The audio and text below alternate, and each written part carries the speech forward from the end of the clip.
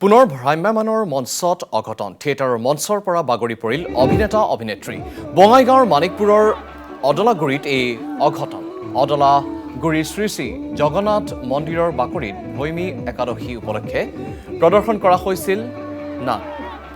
Chilarai graphics থিয়েটাৰৰ দৰ্শনী চলি থকাৰ মাজতে মঞ্চৰ পৰা পৰি আঘাতপ্ৰাপ্ত হয় অভিনেতা অভিনেত্ৰী অৱশ্যে খন্তেক বিৰতিৰ পাছতে পুনৰ অভিনেতা ৰমেনজ্যোতি ৰায় আৰু অভিনেত্ৰী সীমা বৈশ্যৰ প্ৰদৰ্শন কৰে নাট